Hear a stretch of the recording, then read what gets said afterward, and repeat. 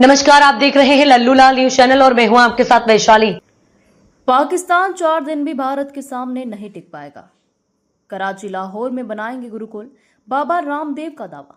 जी हां, पहलगाम अटैक के बाद बाबा रामदेव ने पाकिस्तान को घेरा है। बाबा रामदेव ने पड़ोसी देश पर निशाना साधते हुए कहा कि पड़ोसी देश भारत से लड़ने की ताकत ही कहां रखता है। भारत के सामने पाकिस्तान 4 दिन भी युद्ध के लिए खड़ा नहीं हो सकता है।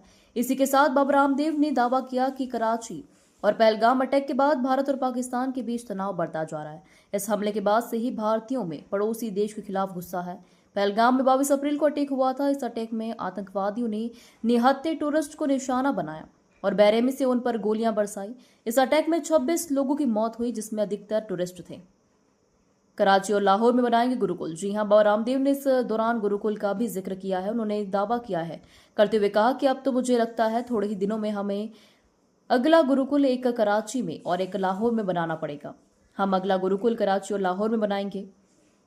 पाकिस्तान को लेकर परमार्थ निकेतन आश्रम के अध्यक्ष स्वामी चितानंद सरस्वती ने कहा कि यह ऐसा समय है जब सभी को एक साथ आना बहुत जरूरी है। समय आ गया है जब कड़े फैसले और बड़े फैसले लेने की जरूरत है।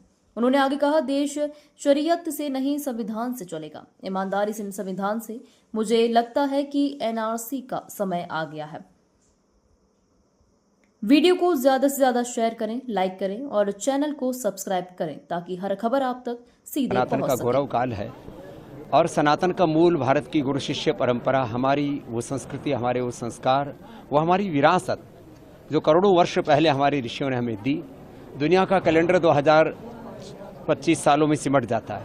हम 1,96,08,53,126 वर्ष पुरानी उस ऋषियों की विरासत के संवाहक और उन ऋषियों के हम वंशधर हैं।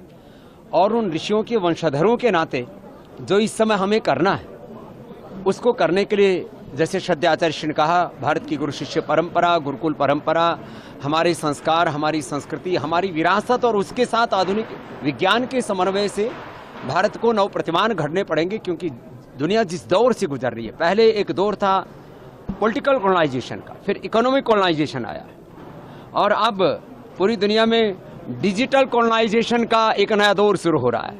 और इन सब के बीच में सनातन जो शाश्वत है, उस सनातन के शाश्वत मूल्यों को लेकर के पूरी दुनिया एक बहुत बड़ी अपेक्षा रखती है भारत से। क्योंकि जन्म से चाहे हम भारत में 100 करोड़ से अधिक और पूरी दुनिया में 150 करोड़ के लगभग हो सनातनी, लेकिन सनातन के विचार और संस्कार में, संस्कृति में श्रद्धा रखने वाले पूरी दुनिया के लगभग 300-400 करोड़ लोग हैं। और आने वाले समय में ये संख्या 500 करोड़ से प्लस होने वाली है। इस्लाम अपने अलग कारणों से एक्सपोज हो चुका है, ईसाईयत अपने अलग कारणों से एक्सपोज हो चुकी है और अमेरिका टैरिफ वार के चलते या टैरिफ टेररिज्म के चलते अलग तरह से एक्सपोज हो चुका है। पाकिस्तान तो एक नापाक देश वैसे ही है, वो खुद में ही अपने आप टूटने जा रहा है। उधर पुख्तून उसको तोड़ने में लगे हैं, उधर जो है बलूचिस्तान के लोग जो है वो अपनी आज़ादी की मांग कर रहे हैं। पीओके में हालात और ख़राब हैं, तो खुद ही टूटा पड़ा है। वो भारत से लड़ने का सामर्थ्य ही कहाँ रखता है। भारत के साथ 4 दिन भी खड़ा नहीं हो सकता युद्ध के लिए।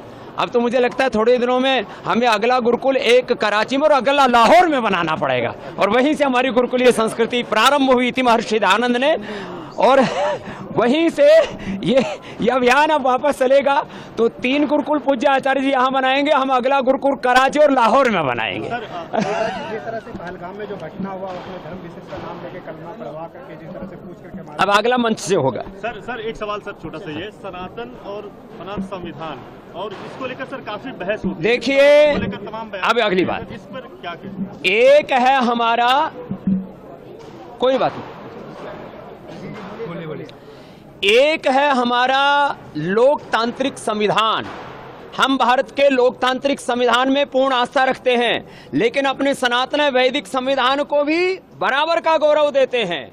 इसलिए हमारे यहाँ पर कोई संघर्ष नहीं है। एक तरफ हमारा वेद धर्म सर्वोपरि है, सनातन धर्म सर्वोपरि है, तो दूसरी तरफ राष्ट्र धर्म भी सर्वोपरि है। इसको लेकर के कोई संशय नहीं है। चलो, हो गया।